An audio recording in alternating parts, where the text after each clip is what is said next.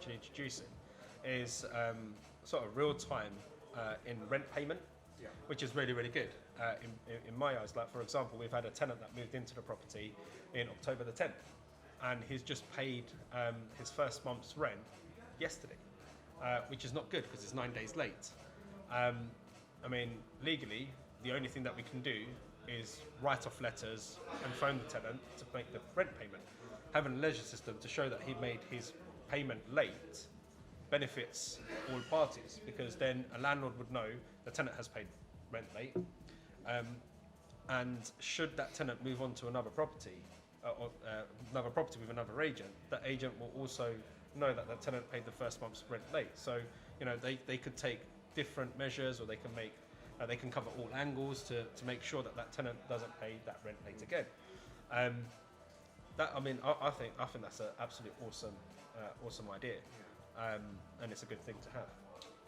I think the more information that we can provide tenants and landlords, as well as helping and supporting the agent along the journey, the better everyone's going to be. Transparency is absolutely key. It's a word that we use over and over again when explaining the processes and the benefits of using Openbricks as a platform, and it can only be positive. It can only change the way the marketplace is, with the lack of trust in agents and the lack of trust that agents bad always get agents. bad names, don't they? Of course they do. Always Of course do. they do. The first people to get blamed are the agents. But that's because you get paid the most money out of everyone, you see, that's why. What, do we though? Really? I've seen your Taking car the blame. outside. Car's got nothing to do with that. No, it's a very good thing. I quite enjoy Openbricks, and I'm wishing all the great success to it as well. And the transparency that is going to be putting onto the market, especially the fact that we are now no longer allowed to charge fees, it helps us so much more. The fact that tenants' history is already there, it helps us a lot more. Right now we're spending roughly around about 25 to 30 pounds per tenant to get them referenced.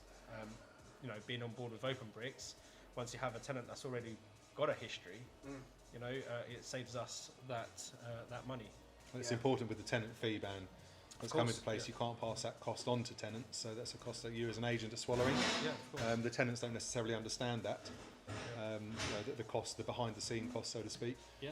So it's good that now there is an opportunity to perhaps lose. And the other thing is, like, some agents are charging landlords, which is another benefit.